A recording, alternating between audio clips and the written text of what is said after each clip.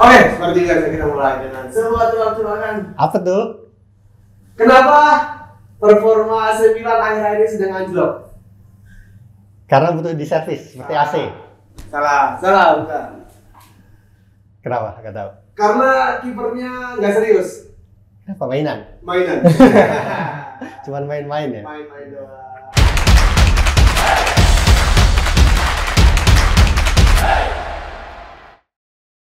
Oke, selamat datang di Kanex. Baik lagi kita bersama berdua doang nih. Iya, Dita nggak ada nih. Nggak ada Dita. Dex Lediza. Saya Sindu Utama. Dan ada dua tamu istimewa di sini dari Inter Milan. Siapa? Icang. Icang. Bang Ican dan juga Gua Dika dari Milanisti. Bang Dika. Dika dari Milanisti. Ini subtitusalan episode ke-7 ya? Episode ke-7. Subtitusalan masih di Kanex. Kanex apa? Kita sebelum masuk ke pembahasan nih. Ini karena Biasanya Dita ya? Nggak, biasanya ini sih Bang Dita nih. Coba kita tes. Konex adalah sebuah platform konten interaktif ya? Interaktif, Oke. bukan aktif. Bukan, interaktif yang berbasis teknologi. Ya. Yang nggak ada hoax di situ, berita-berita positif COVID juga kayak termasuk tapi ya, maksudnya positif tuh Positif yang baik. yang baik. Terus juga bisa disubstitusi, jadi kalau kalian udah baca-baca di situ bisa disubstitusi dengan Konex Coin. Akan ada rewardnya. Rewardnya Konex Coin nanti bisa ditukar PLN, token, ada listrik, ada sepeda, ada handphone, handphone, ada tiket Coldplay mungkin. ada? Nggak ada. Masa nggak ada? Ayolah. Ayolah. Bisa kali ya. Bisa kali ya tiket Coldplay ya. Ya ditunggu aja. Kan masih November kan, masih lama. Masih November. Calon-calon juga masih nanti pasti ada yang hubungi juga. Mau nih gitu. Ada lah pasti lah. Nggak mau nih. Apa experience yang paling mahal? 11 juta. Apanya? Experience yang paling mahal tiketnya kan? Paling mahal 11 juta. Nanti 17 juta juga kita sambet lah. Bisa. Pokoknya kalian rajin-rajin aja nonton video-video di Kanex. Ada banyak juga artikel yang bisa dibaca dan poinnya bisa diganti rewardnya kayak tadi banyak ya. Yoi. Jadi jangan lupa akses di CONNX nih ada ya. .id.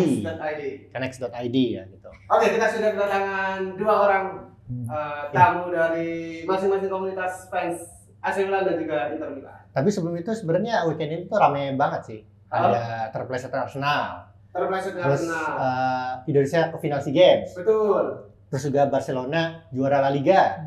Feyenoord juara Eredivisie ya. Tapi Iya. karena di sini udah ada Interisti dan Milanisti, ya udah kita bahasnya Liga Champions. Hah? Liga Champions leg kedua. Liga Champions leg kedua ya. Betul ya. Karena kebetulan pas lagi rekaman ini kan menuju leg keduanya kan. Oh iya. Man City di kandang lawan Madrid dan juga Inter Milan lawan AC Milan di kandang siapa ya? Sama aja kayaknya. Mereka sama-sama. Berbagi.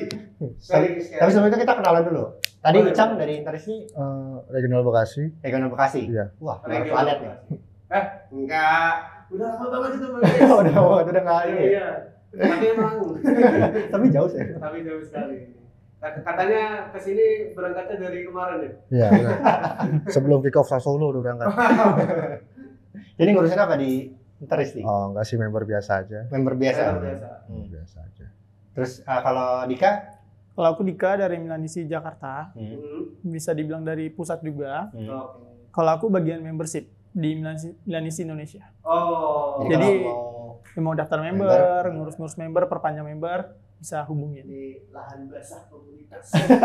Prinsip pertukaran uang dan lain-lain. udah pernah ke San Siro belum? Belum. Belum pernah. Belum coming soon. Biasanya yang member-member gini biasanya yang Iya, duluan ke San Siro kan? Tapi kan masih baru. Iya. Tapi iya. akan lah. Iya. Ya kita doakan saja. Amin. Impian fans pasti datang ke stadion tim yang mereka sukai. Iya, Pasti. benar. Ya, semoga bisa datang ke Barengan San Siro. kan? Barengan ya, Baru bisa kan? Kadangnya satu. Kadangnya sama. Ini sebelum gua ke Inter dan Milannya, gua pengen nanya secara umum dulu. Soalnya kalau gua ngelihat dari 12 semifinalis di 3 kompetisi UEFA, dari Champions League, Europa League dan juga UECL, itu ada 5 klub Serie A. Inter lawan Milan di semifinal, Juventus dan juga AS Roma yang bisa aja ketemu di final, dan ada Fiorentina. Nah, gua mau nanya dari serah siapa dulu yang jawab. Setuju nggak kalau Serie A tuh lagi bangkit sekarang? Lagi bagus-bagusnya di Lagi kancah bagus-bagus Eropa nih, perwakilannya ada banyak. Coba menurut kalian deh, siapa yang mau Siapa jawab? dulu? Aku duluan deh. Nah, Kita ada 3 kompetisi Eropa, ada Champions League, ada Europa League, ada Conference League. Di situ ada 5 wakil Italia. Ada Ketuanya Milan. siapa? Kan wakilnya 5, ketuanya siapa?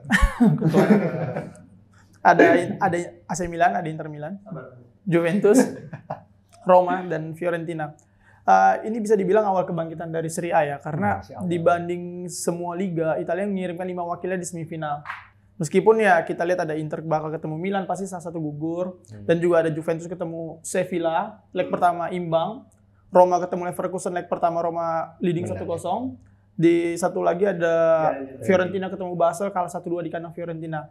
Meskipun ya hasilnya juga nggak bagus-bagus amat, tapi ya ini awal mula kebangkitan Serie A. Jadi liga-liga lain tuh bakal ngelihat bahwa Liga Italia ini udah mulai banyak nih ngirimkan wakilnya. Biasanya kan kalau kayak di Liga Champions juga mentok-mentoknya di 16 besar, 8 besar, ya kan. Masuk semifinal juga paling 1 gitu. Boro-boro di Champions League, di UEFA Euro itu aja belum tentu bisa lolos melangkah jauh ya kan. Tapi ini mungkin awal mula dari kebangkitan Serie A lah untuk musim-musim ke depannya. Awal berarti ya. Berarti kedepannya bakal lebih konsisten kayak gini menurut Mbak. Harusnya. Musim depan bisa aja ngirim 5 wakil ke Champions League kan. Bisa. Salah satu dari Milan atau Inter Milan atau AC Milan juara.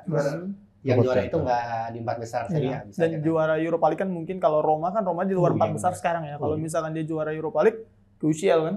Kalau Fiorentina lagi peringkat bawah 9 kalau salah ya. Iya 10 besar dia. 10 besar ya. Peringkat 10-nya Monza gue ingetnya. Monza tadi kemarin baru menang. Lo setuju nggak? Gue setuju juga sama argumen itu, dan kebetulan di Serie A paling kompetitif sebenarnya. Terlepas dari Napoli masih terlalu jauh ya. Napoli sudah juara jauh. Tapi persebaran pemain bintangnya di Serie A lebih merata daripada liga-liga lain. Maksudnya kayak pemain dari Piala Dunia kemarin Maroko, Sofyan Amrabat masih main di Fiorentina. Jadi persebaran pemain-pemain bintangnya masih merata di setiap tim. Jadi lebih kompetitif. Nah, lo kalau lihat faktor apa sih ngebikin AC Milan dan Inter Milan terutama ya, dan juga klub-klub lainnya bisa melaju jauh di kompetisi Eropa di musim ini? Apakah karena undiannya gampang atau tim-tim lain lagi jelek aja? Menurut lo gimana? Kalau menurut aku ya, dari awal musim target Milan itu lolos dari fase grup. Karena musim lalu kan baru kembali ke UCL, mereka gagal dari fase grup. Peringkat 4 mereka di fase grup. Musim ini bisa lolos ke 16 besar ketemu Tottenham. Itu juga nggak diunggulkan. Lewat Tottenham ketemu Napoli juga nggak diunggulkan. Ketemu Inter juga nggak diunggulkan. Jadi apa penyebab Inter Milan dan AC Milan? Saya bahas AC Milan lah ya. Bisa melangkah sejauh ini ya karena memang sudah jalannya dan semangat gitu. Kalau dari materi pemain kita pasti kalah.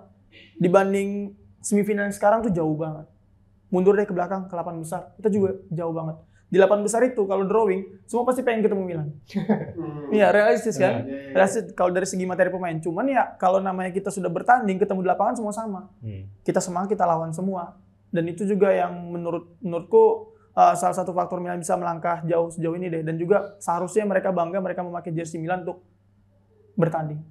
Kalau setuju nggak? Soalnya grupnya Inter kan lebih berat kan di UCL kan. Sebenarnya itu kuncinya lolos dari grup dulu, karena undian berikutnya tergolong nggak seberat yang lain. Karena Porto, Benfica ya dibandingin sama yang lain lebih mudah yang itulah sebetulnya, meskipun nggak mudah juga. Iya, lebih berat malah AC Milan sebenarnya. Iya, sebenarnya lewat Jalan Lampung gitu. Jalan Lampung. Satu kuncinya itu di grup bisa nggak kalah sama Barca di Camp Nou itu kan udah sebuah tanda bahwa mereka Inter bisa melangkah jauh sebetulnya menghadapi siapapun. Kebetulan pas lolos dari babak grup ketemunya yang dalam tanda petik selevel lah, nggak terlalu jauh tingkatnya daripada Inter jaraknya. Jadi ya akhirnya bisa sampai semifinal gitu. Kalau tingkat kehokiannya lo anggap berarti Inter tuh lebih hoki dari Milan atau justru Milan lebih hoki dari Inter? Inter lebih hoki nggak masalah sebenarnya anggapan itu, karena emang kenyataannya dari fase knockout masuk Inter belum kejebolan, belum kemasukan sampai hari ini, dan lawannya jelas nggak seberat yang lain. Intinya itu sih sebetulnya. Kalau lu lihat dari jauh gimana? Inter sama AC Milan. Dari jauh dari sana ya. Inter jauh. Oke sih. Lu lihat hoki-hokian atau ya sebenarnya gue juga pas lihat undian juga, ya Inter lawan apa? Porto, Milan lawan Napoli kan? Tottenham. Enggak Tottenham. Ini di ini yang sama gitu kayak, ya ini. Ya ada faktor itu. Berekatnya ringan banget. Maksudnya kan kita sering lihat tuh misal ada istilah final kepagian gitu kan, misalnya udah ketemu di ini. Kebetulan Champions League mainnya mau pagi-pagi. Iya, kepagian berarti jam 1 gitu lah ya. Ya benar juga sih. Ya, gitu. sering kayak gitu. Jadi kayak itu pengaruh juga faktor gimana kelancaran mereka ke babak-babak selanjutnya. Itu gimana serunya drawing juga di situ kan. Sampai ada tayangannya kan berarti mereka tahu ini tuh seru gitu. Drawing doang padahal gitu. Karena ada faktor luck-nya di situ. Berarti lo setuju ya? Setuju. Nah, kita ke pertandingannya deh. Kan leg 1 udah lewat nih. 2-0 menang Inter ya. Lo mandang gimana deh pertandingan ini dari AC Milan dulu deh. Gue sih nganggap soalnya kayak agak anti klimaks sih pertandingan itu sih. Gue ekspektasinya tuh lebih ketat daripada itu sebenarnya. Kalau menurut aku ya pertandingan kemarin tuh seharusnya layak imbang sih. Layak imbang. Karena namanya ini kan partai besar ya, big match di semifinal lagi. Stadion penuh. Ya kan apalagi kami home semua kan penuh. Tapi sayangnya kita kecolongan gol cepat itu. Kita dalam 11 menit kita kebobolan 2 gol dengan arah bola yang sama dari sisi kanan kita. Yang pertama dari bola mati corner dari sebelah kanan dan kedua juga dari umpan tarik dari sebelah kanan. Ya sebagai selayaknya big match ya, kita kebobolan cepat itu ngaruh banget ke mental tim. Pasti kelihatan dari permainan. Cuman ya babak pertama Inter habis mengurung kita, hampir saja Inter gol ketiga tuh yang kalau nggak salah akan kena tiang ya. Habis 2-0 itu, kalau misalkan 3-0 kurasa udah game over itu. Cuman 2-0 di babak kedua Milan udah merubah permainannya, sudah mulai berani menyerang, sudah mulai ada shooting ke gawang meskipun nggak terlalu membahayakan, tapi setidaknya permainannya berubah lah daripada babak pertama. So far sih seharusnya hasil imbang itu cukup sih, cuman ya karena kesalahan ya menurut gue, kesalahan pemain dalam yang pertama, gol pertama soal marking, dan yang kedua tuh kurasa miskom kali ya, kenapa bisa dari sayap kiri Inter tuh bisa langsung umpan tarik ke tengah gitu, tuh kosong banget tengahnya, dia lolos ke depan 1-1 sama kiper, gol. Harusnya kayak gitu nggak terjadi di big match sih. Hasil imbang hasil yang cukup sih seharusnya. Kalau gimana Cang lihatnya Cang? Soalnya gue ngeliat Inter tuh benar-benar manfaatin wingback mereka kan, terutama Di Marco ya. 30 menit awal itu kuncinya sudah dari partai itu. Karena Milan di 30 menit awal masih mencoba menemukan pola serangan yang tanpa Leo. Iya, mencari. Dan Inter kebetulan berhasil memanfaatkan itu dengan efektif. Dan dalam partai-partai big match kita harus percaya bahwa detail-detail yang menentukan, detail-detail kecil yang menentukan. Dan satunya di gol yang pertama itu kan bagaimana pertukaran siapa yang menjaga siapa, akhirnya tertipu sehingga Calabria yang jaga Dzeko, ya jelas Dzeko akan memanfaatkan itu ketika Calabria jauh lebih kecil daripada dia. Itu kan dari sebuah detail-detail yang kecil yang menentukan sebetulnya. Awalnya Dzeko dijaga Tomori, tapi kemudian bertukar switch dengan Dumfries yang maksa Tomori ke dalam. Akhirnya karena Calabria yang jaga Dzeko, dan ya Dzeko akhirnya bisa memanfaatkan itu. Gol kedua pun dari detail yang cukup sepele sebetulnya. Dummy dari Lautaro Martinez yang membuat si Mkhitaryan coming from behind. Tonali terlambat untuk bikin foul dan terjadilah gol kedua. Jadi di big match apalagi di fase semifinal itu detail-detail kecil kadang-kadang yang menentukan, bukan taktik-taktik yang terlalu ngejelimet, nggak perlu juga sebetulnya. Ketika ada lawannya belum form, bisa dimanfaatkan dengan baik, itu jadi penentu hasil akhir pertandingan sebetulnya. Ini kita langsung versusin aja kali ya. Iya, coba. Inter lawan Milan ya. Kita Kan tanya pendapat mereka. kan kalau di lapangan biarin ntar kita nonton. Nah ini yang di sini kita versus ini. Gue mau nanya deh ke kalian nih, salah siapa duluan jawab. Siapa yang lebih besar, AC Milan atau Inter Milan? Ini di pointers kan gue udah ngasih beberapa ini kan, tunjukkan kan dari head to head mungkin bisa dilihat, dari pemain, dari gol, dari jumlah gelar, dari gelar domestik, dari internasional, dari Milan gitu. Gue pengen dengar orasi kalian deh. Siapa yang lebih gede, Inter atau AC Milan? Mau duluan? Duluan. Enggak, mau abang duluan. Kalau soal yang lebih besar dalam dari segi total dari sejak berdiri sebuah klub, harus diakui Inter memang masih di bawah Milan sebetulnya. AC Milan lahir duluan ya? Iya, lahir duluan, dan ya orang sering bilang DNA Eropa, dan ya, itu terbukti memang Milan masih lebih tinggi jumlah Piala Champions daripada Inter. Berapa? 7 ya? 7 berbanding 3, dan ya sebenarnya untuk lebih besar saya lebih tertarik buat nariknya jangan terlalu jauh ke sejarah berdiri lah, karena sepak bola juga mengalami evolusi perubahan yang sangat jauh gitu kan, dari segi permainannya, taktikalnya, konsep liga dan kejuaraan juga berbeda pasti. Dan kalau ditarik 10 atau 20 tahun ke depan, ke belakang sebetulnya Inter jauh lebih besar sebenarnya, kalau menurut saya pribadi. Tapi kalau memang ditariknya sampai ke sejarah berdirinya sebuah klub, AC Milan lebih besar. Kenapa di jangka pendek Inter lebih besar? Karena Milan ada fase di mana dia beberapa musim di luar dari 3 besar. Ketika Inter juara, perbedaan dengan Milan tuh sangat jauh. Sementara terakhir kali ketika Milan juara, perbedaan dengan Internya tipis ya? Hanya 2 atau 1 poin kalau nggak salah, yang ketika Radu blunder dan akhirnya Milan juara. Jadi dari satu perbandingan itu aja sebenarnya udah jelas bahwa terlalu jauh ketika Inter juara, Milan ada terseok-seok di bawah, bukan ada di bawahnya Inter. Ketika Milan juara, Inter di bawahnya Milan gitu. Jadi tidak terlalu jauh sebetulnya. Berarti lo lebih menekankan jangka pendek ya? Iya. Dari AC Milan gitu. Kalau aku udah sebagai Milanisi pasti membanggakan timku dong. Menurutku AC Milan lebih besar dari Inter. Tapi itu kalau kita tarik dari belakang. Dari awal mulai berdirinya Milan lebih tua dari Inter. Dari trofi juga ya Serie A kita sama, Coppa kalian lebih unggul, tapi kalau di Eropa kami lebih unggul ya kan. Cuman kalau kita berkaca ke beberapa tahun terakhir, 10-20 tahun terakhir ya, nggak mungkin lebih dari 20 kan udah lewat dari umur saya. Jadi Inter itu beberapa puluh tahun terakhir itu di atas Milan. Aku akui. Karena apa? Karena perbedaan gapnya terasa banget. Milan itu mulai menurun setelah beberapa bintangnya pergi tuh di atas 2007 terakhir masuk final. Itu udah mulai terkikis semua tuh pemain-pemain yang uzurnya pada keluar, terus regenerasi pemainnya kurang, terus apalagi manajemen Milan setelah era Berlusconi itu kurang banget. Kurang bagus ya? Kurang bagus. Terakhir punya Erick Thohir. Jadi di waktu terakhir kali Milan Scudetto 2011 itu juga skuad uzur sebenarnya. Dan juga itu dibandingin yang lain kayak Juventus di situ sudah ada Inter Milan, ada juga Napoli udah mulai nyelip-nyelip ke atas di situ. Juga ya? Nggak, Atalanta di 2010 belum serem. Ya? Belum serem, itu masih ada Napoli udah mulai nyelip-nyelip di situ. Nah, itu skuad Milan bisa dibilang memang rezeki juga juara di situ. Nah, kalau dibandingin sama title contender yang lain ya. Nah, setelah itu eranya Juventus. Sampai diputus sama Inter Milan, Milan sama Napoli. Tapi selama era Juventus itu Inter Milan sudah mulai bersaing di atas. Itu yang membuat perbedaan Milan sama Inter tuh beberapa puluh tahun terakhir tuh terasa banget gapnya. Dan aku udah ngerasain Milan pernah finish di posisi 10 di akhir musim. Jangankan 3 besar atau 4 besar sekunsel. No, peringkat 10 juga pernah aku lihat Milan. Gitu. 10 besar kan? 10 besar, cuman kan enggak makin gede angkanya.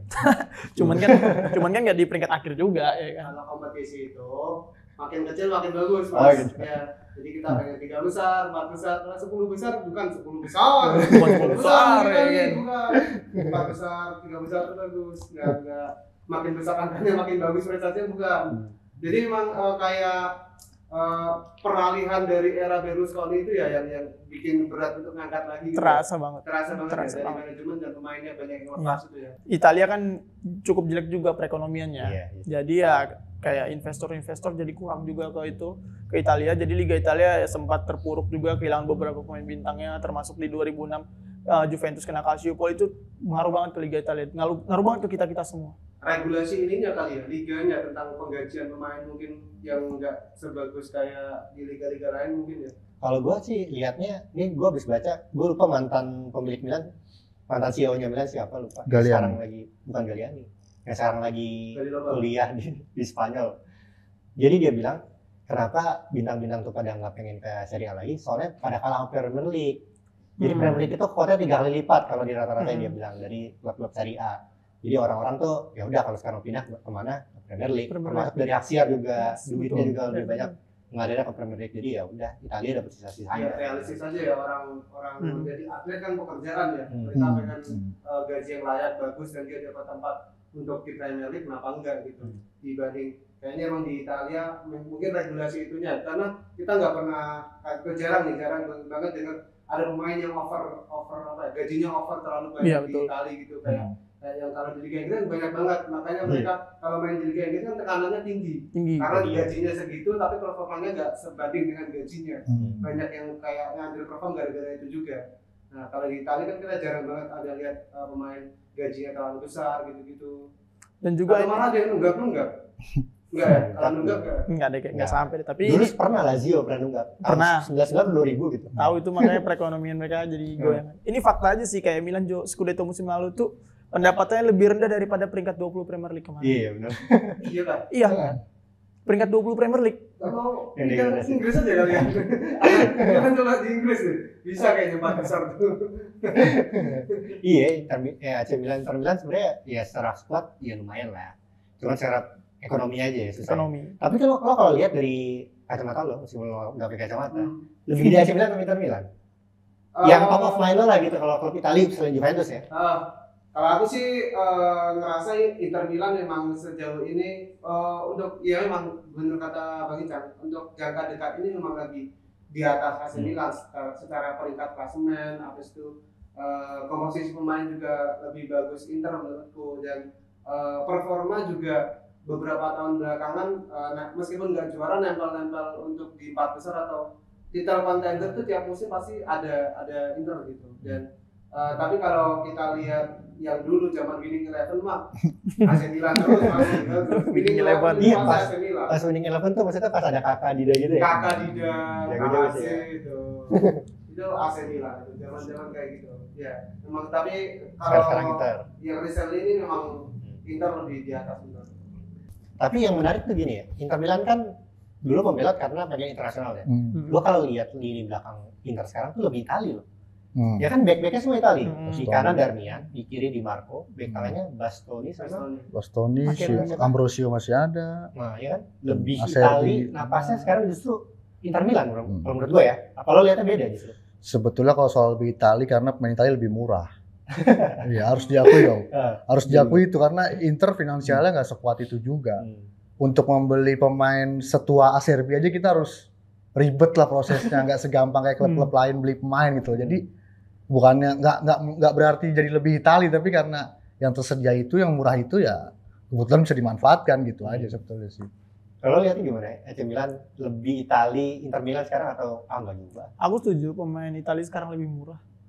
Tapi ada beberapa pemain Italia kalau udah ditawar sama tim besar Italia pasti dimahalin. Overprice. Tim besar Italia itu maksudnya gimana? Ya top 3 aja kayak Juve, Milan, Inter.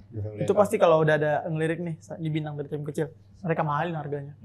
Tapi kalau untuk pemain-pemain yang bakal bersinar atau masih setengah-setengah jadi pasti murah harga pemain Italia itu. Makanya tim-tim Italia mah nggak kuat kalau untuk soal transfer pemain. Tapi kalau soal Italia banget di Inter mah ya karena mereka baik pemain Italia, mereka lebih Italia daripada Milan. Bahkan musim ini. Bahkan Milan pernah kok starternya tanpa pemain Italia musim ini. Oh iya. Orang tim intinya Italinya cuman si Siapa? Calabria sama Tonali doang. Tapi Tonali emang jago sih. Dia jago. Tonali. Lo lihatnya gimana? Apa biar ya udah. Iya, emang Inter kerasanya emang kayak gitu ya. Itu kayak alasannya make sense memang karena ya mampunya gitu. Kalau memang dia ada dana pasti dia akan upgrade yang lebih daripada pemain-pemain yang ada. Tapi gimana kayaknya yang menurutku ya Juve, Inter, Milan tuh dia tahu gimana cara nempatin pemain Italia, gimana cara dia nge-treat pemain Italia biar jadi dan bisa pas sama permainan mereka tuh. Meskipun tim lain di Italia lainnya, mereka nggak ada jaminan untuk pemain Italia cocok sama permainan mereka. Kalau di Inter sama Milan menurutku mereka tahu caranya. 3 besar lah, Juve juga. Milan tuh mereka tahu mental miskin gitu kan. Dia tahu duitnya segitu, ya udah kita mau beli pemain yang Italia aja yang tahu. Ini aroma Italia itu paham. AC Milan itu masih nyewa kan sama Inter Milan kan? Kok satu kontrakan. Nah ini juga perdebatan yang udah umum banget lah. San Siro apa Giuseppe Meazza sih? Meazza atau San Siro itu namanya stadion. Kalau kami bilang San Siro. Kalau mereka bilang Giuseppe Meazza. Tapi yang didaftarin di kota itu Giuseppe Meazza. Iya. Iya kan? San Siro tuh wilayahnya kan? Wilayah stadionnya itu kan? Distriknya dia. Distrik. Soal stadion ini menarik. Yang sharing juga kan Olimpico juga kan? Antara Lazio dan Roma. Lazio dan Roma. Ada juga wacana untuk renovasi stadion kan? Apa La Catedral ya namanya? Ya, La Catedral. Itu yang bikin arsitektur kayak Foster apa salah. Nah menurut kalian ini kan salah satu kalau di Italia itu banyak yang bilang itu heritage kan, bangunan bersejarah, sebaiknya nggak dibongkar gitu. Kalian setuju nggak? Ini soalnya mau gimana pun nanti ngontraknya bareng lagi nih. Ya, setuju juga tentang renovasi itu, stadion. Atau memang sebaiknya begitu saja dan bikin stadion baru aja. Kalau bicara tentang konteks heritage-nya tadi ya, sejarahnya itu kan biasanya ada yang kolot gitu tuh, jangan direnovasi lah itu banyak kenangan sih ya. Banyak sejarahnya. Kalau menurut Bang Dika gimana? Agak susah sih sebenarnya karena itu punya sejarah banget dari awal sampai sekarang kan. Cuman kedepannya kalau bisa tuh kita tuh nggak usah kayak ngontrak lagi gitu. Kita tuh udah kalah sama tim-tim Liga Inggris, bahkan tim Liga Inggris yang tim papan bawahnya aja punya stadion sendiri. Itu mengaruh banget ke keuangan mereka masing-masing gitu.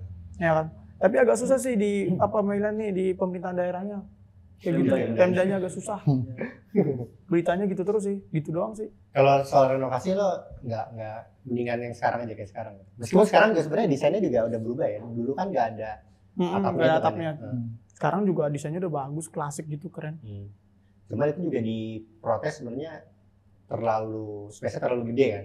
Dari tribun ke lapangan katanya. Makanya kalau di desain barunya tuh lebih padat gitu. Lebih padat sih ya. Kalau gimana liatinnya? Kalau soal stadion sebenarnya dari Inter di era Thohir itu kan sempat dihembuskan tuh. Inter pengen bangun stadion, tapi memang itu tadi pemerintah daerahnya nggak terlalu support juga untuk bisa cepet terrealisasi terbangunnya stadion baru. Tapi kalau soal renovasi ya mendingan duitnya buat nambahin bangun stadion baru aja daripada yang sekarang diubah-ubah. Pisah ini ya. Iya. Ya. Jadi udah karena San Siro atau Giuseppe Meazza udah ikonik banget dengan dua di sisi ada tower itu udah jangan diubah apa-apa sebenarnya kalau menurut gua sendiri sih gitu. Ya, itu soal stadion ya. Cuman kita ke yang masa sekarang deh. Versinya lini per lini deh. Dari kiper dulu nih. Ini sama-sama kiper kulit hitam. Jarang ya lihat kiper kulit hitam ya. Iya. Gue tuh terakhir lihat apa sih? Mendy paling. Mendy Persipura juga.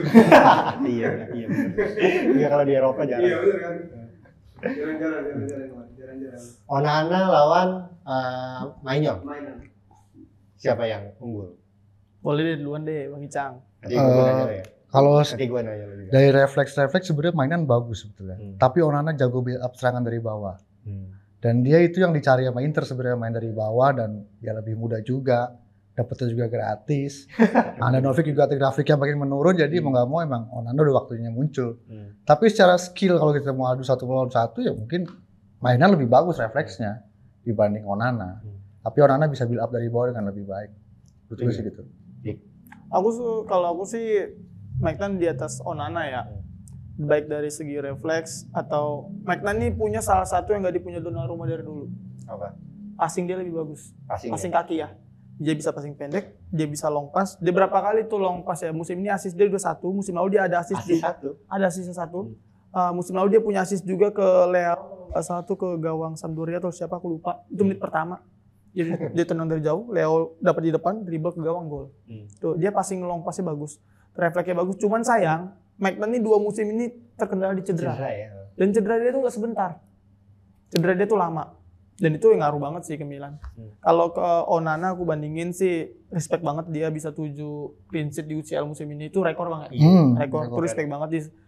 Mungkin karena juga bolanya nggak nyampe ke gawang kan, atau dipotong dari lini tengah atau lini belakangnya bagus juga. Tapi dilihat dari Halek juga save-nya Onana bagus juga.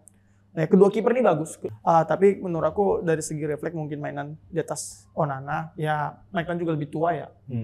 Itu kalau soal yang lain-lain kayak temperamen, aku lihat Onana lebih temperamen daripada Maignan sih.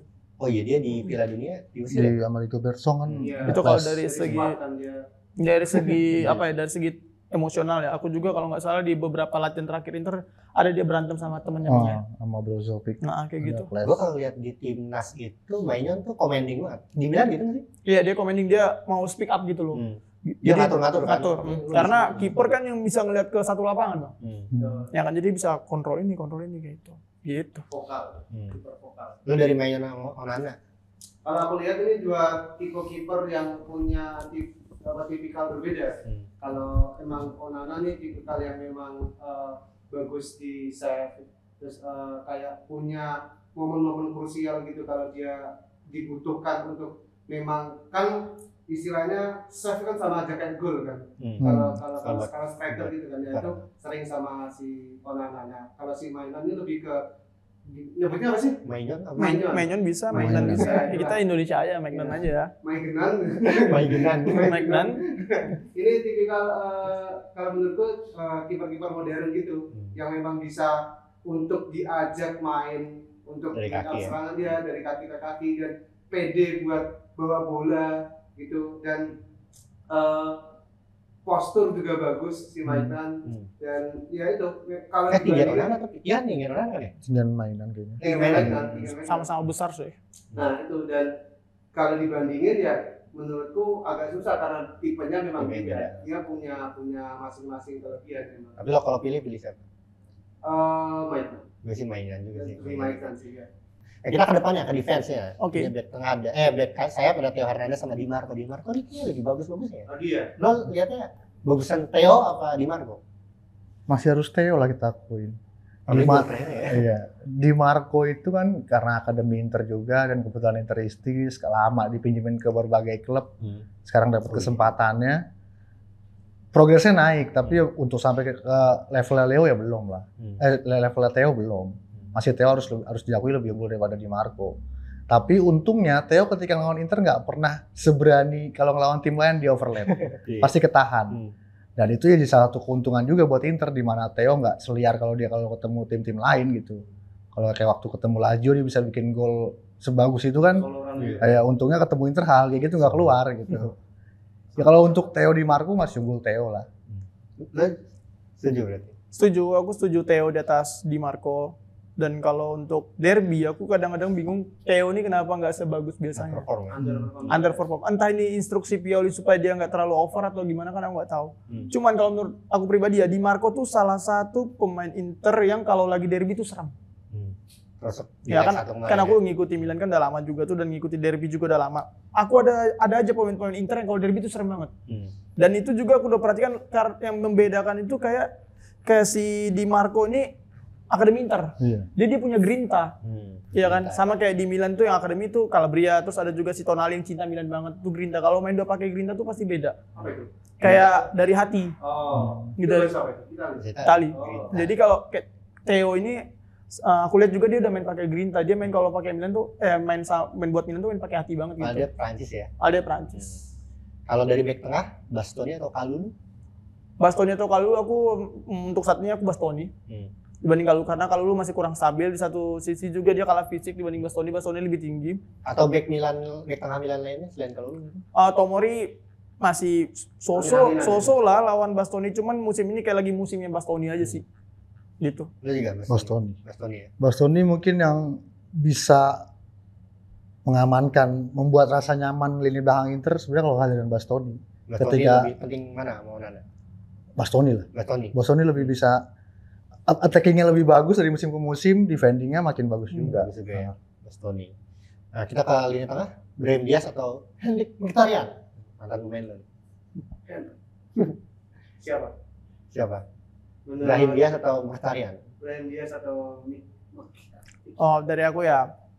Sebenarnya sih aku harapnya bukan ini yang dijadikan compare tadi pertama. Aku tadi mikirnya Tonali atau Barella. Tapi oke ini dulu. Oh enggak, ini yang agak nyayap dulu. Agak nyayap dulu. Sama dulu kan. Kalau menurut aku sih Brahim atau Miki, aku lebih ke Miki ya. Miki. Di satu sisi Miki lebih senior. Jam terbang dia lebih banyak dan dia juga udah banyak mengalami big game, baik itu bersama MU, ada Arsenal, ada Roma, Dortmund ya big game semua kan pasti.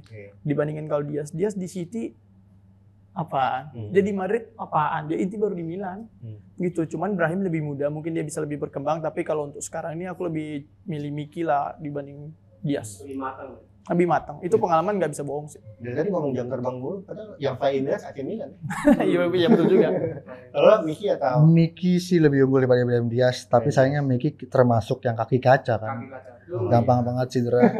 Pasien BPJS langganan di klub manapun dia main, jadi ya tinggal ditunggu aja seberapa lama dia bisa fit terus untuk dalam satu musim gitu. Karena itu yang dikhawatirkan dari sisi kemampuan dia aja, fitnya aja. Itu aja. Nah sekarang Tonali atau Calhanoglu pernah main di dua-duanya nih, cuman dia Calhanoglu yang sekarang maksudnya. Hakan atau Tonali? Gue pribadi Calhanoglu masih. Calhanoglu di Inter lebih berubah mau jadi ball winning midfielder, nggak cuma sekedar attacking midfielder. Dia mau turun ke bawah, adu body, dia mau bikin tackling, dia mau bertahan lah ketika di Inter saat ini, dan itu membuat dia jadi lebih berguna buat tim sebenarnya dibanding waktu dia di Milan yang fokusnya hanya untuk menyerang sebenarnya. Itu aja sih. Tonali pasti ya. Oh jelas Tonali. Tonali di atas Hakan. Padahal biasanya umurnya sekarang. Tonali itu masih muda, dia tuh 22, 23 gitu, masih muda banget gitu. Dia masih muda. dan juga dia tuh Milan banget gitu. Dia musim ini beda banget sama musim lalu, waktu musim Scudetto beda. Dari segi fisik dia lebih kekar dan juga dari segi permainan dia sudah mulai mau lebih bertahannya bagus, menyerangnya juga bagus gitu. Cuman kalau dibandingin Hakan, aku no komen ke Hakan, tapi aku lebih pasti milih Tonali lah. Kita ke depan Lisandro, Leao. Lisandro atau Leao? Lautaro. Lautaro, Lisandro Martinez lain lagi. Lautaro atau Leao? Itu bukan jadi compare satu sama satu ya, karena yang satu go getter, yang satu lebih ke support. Tapi kalau dibandingin keduanya, semua punya plus minusnya masing-masing. Aku memilih Leao karena dia timku dan juga dia best player di Serie A musim lalu. Ya kan musim ini dia golnya melebihi pencapaian dia selama karirnya. Dia golnya musim ini 11 atau 12, itu melebihi dari karirnya semusim. Dia tuh masih muda dan dia juga prospek jangka panjang dan juga banyak pemain-pemain besar di luar sana berharap Leoni bisa lebih, ya kan? Cuman kalau dibandingin dengan Lautaro agak beda karena Lautaro ini termasuk goal getter ya, dan dia selalu ada di daftar top skor setiap musim. Iya. Kecuali Piala Dunia ya. Beda dong. Tutup Messi. Gimana Lautaro? Lautaro Leo? masih unggul Lautaro sih, karena sekali lagi beda tipe juga, dan Lautaro makin dari musim-musim makin matang, rataan golnya makin stabil, dan sebagai kapten sekarang, Kapten. makin percaya diri dia pasti sebagai seorang pemain Inter gitu aja. Nah sekarang yang paling depannya Lukaku atau Giroud? Lukaku lah. Lo Lukakunya tapi yang mana dulu ya? Apa enggak? Lukaku sebulan terakhir lah. Sebulan terakhir. Kalau kita balik ke 6 bulan terakhir tuh surem banget. Ada Lukaku. 3. Ya, 15 April masih dihitung lah. Sebelum Chelsea. Iya, sebetulnya. 4 partai terakhir Lukaku menunjukkan lagi kalau dia pemain bola gitu. Sebelumnya dia cuma kayak ngisi waktu luangnya di lapangan gitu. Lari-lari aja ya. Baru 3-4 partai terakhir dia kembali lagi jadi pemain bola lah. Itu aja sih. Jadi salah umum Lukaku tuh. Iya. Itu aja. Lo? Aku Giroud lah jelas. Karena Giroud tuh world class. Di tim Milan Giroud tuh salah satu world class ya, meskipun world class tuh dikit banget di Milan. Tapi Giroud tuh world class. Dia di Milan tuh yang kurang itu gelandangnya doang. Kalau Milan punya gelandang world class, Giroud umur 36 di Serie A minimal 10 gol lebih. Supply-nya berarti. Ya, tergantung supply-nya. Terakhir yang memanjakan siapa berarti gelandang Milan? Pirlo, aku realistis aja Pirlo. Zaman-zamannya aja Pirlo mundur lagi ke belakang, ada Kakak, Rui Costa tuh yang manjain, selebihnya ya gitu aja. Tapi kalau dibandingin Lukaku tuh sebenarnya world class juga sih. Aku juga heran kenapa dia sempat bapuk sebelum beberapa pertandingan terakhir dia bisa mencetak gol, mencetak assist gitu juga. Sama-sama seram sih, cuman mereka beda era juga ya. Cuman keduanya aku akui keduanya world class. Lukaku kalau punya first half bagus, ngeri dia. Dia tuh kurangnya di first half saja. Tiba-tiba plong entah kemana gitu aja. Itu yang sering dikeluhkan pemilik Lukaku itu. United pernah. Iya. Oh ya, dan juga nih ya, Giroud itu kan tadi aku bilang world class ya. Dia posisi gimana aja bisa nendang on target. Dan juga banyak gol-gol aneh dia kan. Iya, golnya itu kayak orang butuh nih. Nah, dia kasih tapi dengan cara yang ajaib. Bukan cuma di Liga Inggris, di Liga Italia juga ada banyak gol-gol aneh dia. Bisa kakinya tiba-tiba gini, kepalanya salto dia gitu. Betul. Dan big game player. Big game player. Lu pilih siapa? Apa? Giroud atau Lukaku? Giroud. Gue sih Giroud sih. Iya, sering banget nyusahin MU gitu dulu waktu di Liga Inggris ya. Big game player banget ya. Big game player dia kan ya. Sama work rate-nya bagus sih. Iya. Work rate-nya. Yes, betul. Work rate-nya juga bagus gitu. FIFA atau PES ada Giroud tuh enak banget. Enak. Tapi di FIFA enakan Lukaku kan ini. Iya kan? Mungkin lebih kuat, lebih Kan udah beda statistiknya. Statistiknya udah beda. Nah, kita sekarang main what if ya terakhir nih. Ibrahimovic pernah membela Inter dan AC Milan. Mendingan pas kapan? Dan dia tuh lebih cinta mana sih sebenarnya? Kayak AC Milan ya. Silakan. Kalau Ibra era Inter atau era Milan lebih milih era Inter lah. Nah, Inter lebih bagus. Karena kita bisa ngeliat dia main hampir tiap pekan, jadi top skor di Serie A gitu, dan masih hasil didikan dia di Juve itu dipanen sebenarnya di Inter.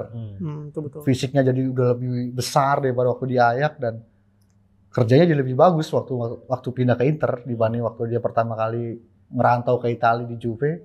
Inter sebenarnya dapat buahnya dari hasil latihan dia selama di Juve dan di Ajax itu sebetulnya. Tapi kalau pertanyaan tadi lebih cinta Inter atau Milan, ya lebih cinta Milan lah. Lebih cinta Milan. Ibrahimovic di Inter itu dia cocok karena ketemu bapaknya. Jose. Si Mourinho. Iya. Itu kayaknya pawangnya Ibra tuh Mourinho yang bisa caranya biar dia nggak seenaknya sendiri di lapangan gitu. Kayaknya emang itu deh Gara-gara faktornya itu, ya, si Mourinho itu. Dia ada yang lebih besar daripada Ibrahimovic-nya sendiri. Kalau aku Ibra di Milan sih, tapi era yang pertama waktu Milan Scudetto. Itu Milan Scudetto, Ibra top skor, terus di next seasonnya Milan peringkat 2 ya. Habis itu pada bercabutan semua. Itu bagus Ibra situ, dan aku nggak bilang Ibra di Inter nggak bagus ya, bagus juga, serem juga. Ketemu Milan nyetak gol juga.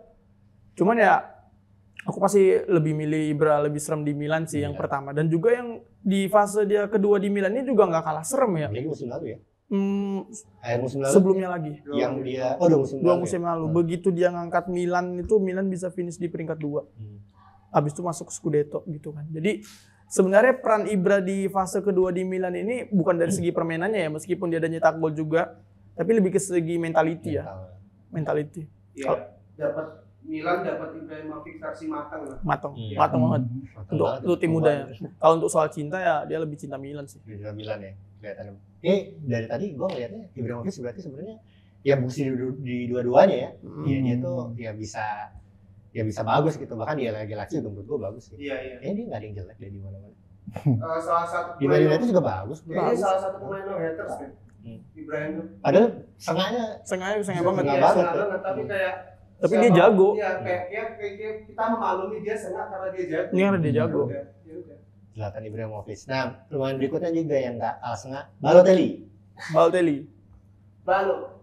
Lebih menurutku bagusan Balo di Inter atau Balo di Milan? Balo di Inter tuh bagus sih, dia lebih muda waktu dia di Inter. Tapi waktu dia transfer ke Milan sebenarnya aku terkejut juga. Cuman begitu Balo di Milan juga nggak kalah bagus. Karena di saat itu pemain Milan juga nggak bagus-bagus amat. Iya. Jadi dia ibaratnya dia yang paling bagus jadinya gitu. Tapi kalau untuk bagus-bagusan sih di Inter bagus, di Milan bagus juga sih. Gitu. Kalau Balo di Inter bagus karena dia rising star waktu itu kan.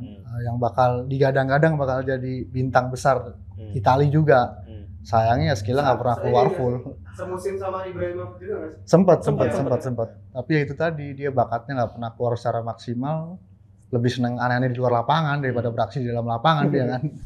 Jadi ya kalau dilihat di waktu di Inter karena dia masih muda pengen nunjukin dirinya, kadang-kadang aksinya memang bagus. Tapi ketika akhirnya dia pindah ke City segala macem udah makin jelek.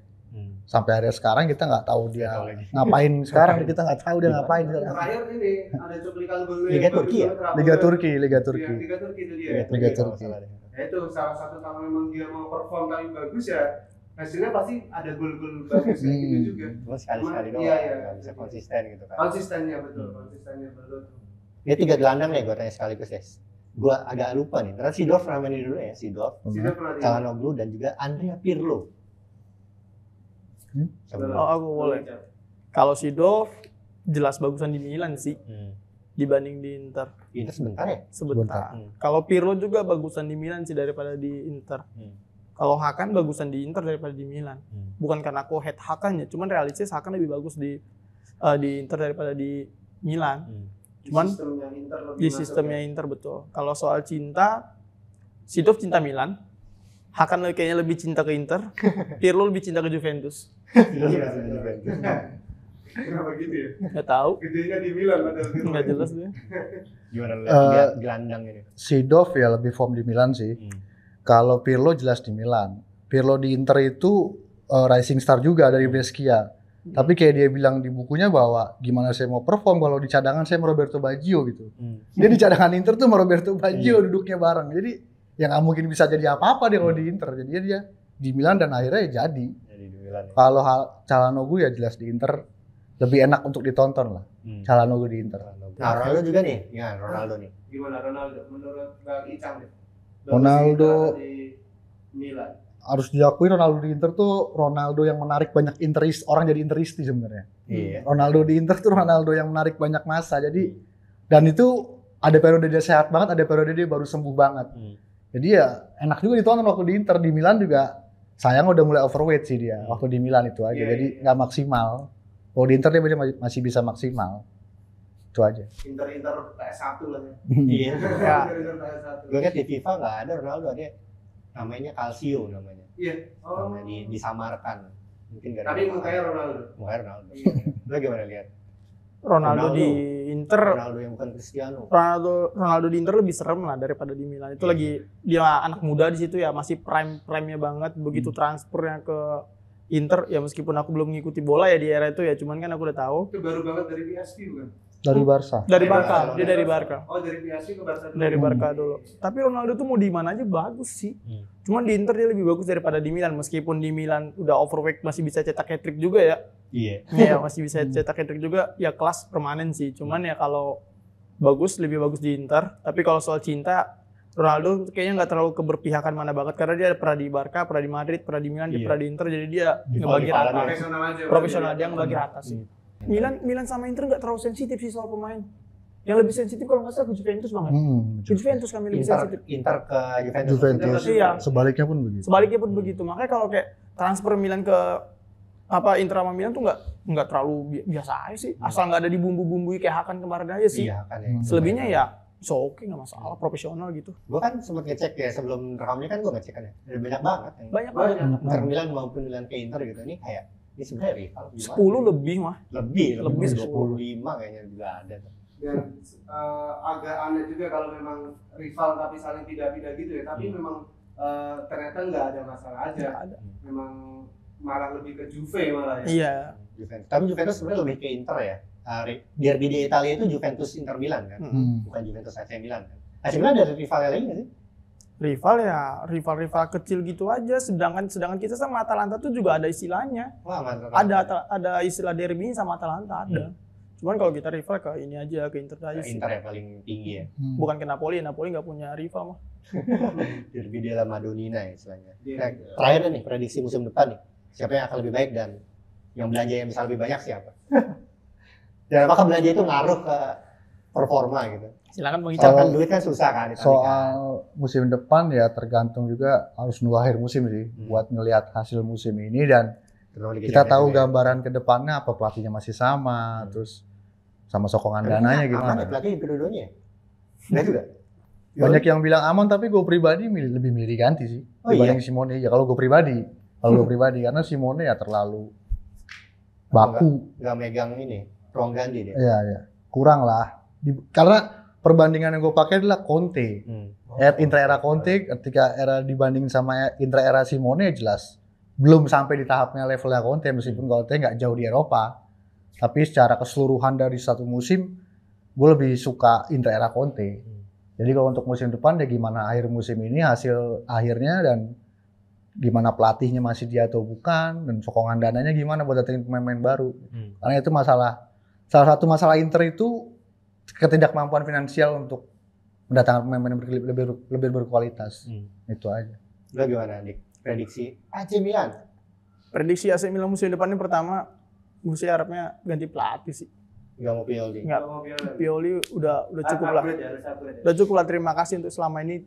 Udah cukup. Kalau untuk kalau pemain-pemainnya nggak mau main untuk Milan dengan serius atau dengan hati bela Milan, mending cabut aja dah. Ya. Siapa kayak gitu paling kelihatan? Banyak. Pemain kayak udah, lu sadar dong kalau lu main tuh jersey Milan gitu loh. Fight-nya, grintanya gitu loh. Kurang passion-nya gitu. Berarti yang sebelum pindah gue suka, tapi pas pindah tuh gue lihat biasanya siapa? Belgia di Keteler. Di Keteler. Itu menurut lo sukses nggak? Menurut aku belum musim ini sih, musim depan ya. Banyak pemain-pemain yang mesti cabut mah, kayak Rebic, Origi, Balotore. Ngapain sih kayak gitu coba? Jadi harus ada upgrade untuk musim depan. PD ya musim depan? PD, kalau PD sih aku belum mencapai level title contender ya. Tapi kalau Big Four masih ada peluang. Masih ada peluang. Big Four masih ada peluang. Kalau untuk title contender aku masih jagokan Juve, Inter di atas Milan. Kita nggak tahu Napoli kalau skuadnya dicomotin ya, nggak tahu ya. Tapi kalau Juve, Inter tanpa mereka harus upgrade juga, mereka harusnya memang masuk level title contender sih. Lo gimana lihatnya? Milan keduanya. Iya tuh, salah satu faktornya adalah gimana nih Napoli musim depannya nih. Itu akan jadi peta kekuatan Italia yang benar-benar bisa diprediksi. Maksudnya gimana nanti habis itu merespon si Milan, Inter atau Juve, si Big Four ini, tambah Roma deh. Gimana caranya dia? Apakah bisa nyaingin yang tiba-tiba nggak dijagokan si Napoli ini, atau memang akan stuck gitu-gitu aja? Itu yang peta kekuatannya musim depan juga kayaknya bergantung ke Napoli-nya juga. Berarti lihat musim depan ya lihat Napoli juga ya gimana Betul ya. ya. Kalau memang Tapi kita Serie A sama- kayaknya bakal lebih seru sih musim depan sih. Iya. Harusnya. Harusnya terutama gue pengen lihat ya Osimhen ya kalau nggak salah udah bilang kan nggak mau cabut dulu kan. Ya, tapi kalau di mulut gak mau Iya. cabut nanti bulan 7 udah tanda tangan kontrak sama tim lain. Iya juga nih. Kita lihat persaingan Serie A yang makin seru di musim Satu ini. pertanyaan terakhir Apa? dari saya. Untuk musim depan nih, apa benar suara-suara intermisi akan mempengaruhi kalau si Eden calon presiden? Oke, jangan kemana-mana. Kita balik lagi ke episode Koles minggu depan. Masih bersama saya Sindu Gautama. Dex Indonesia. Dan terima kasih buat Bang Tikan, Bang Icang dari komunitas Internet dan juga Thank you. Indonesia. Terima Thank you, kasih thank you. semuanya Thank you. sudah menyaksikan Koles. Sampai jumpa, sampai ketemu lagi di Bye-bye. episode selanjutnya masih di Substitusi Online. Bye bye.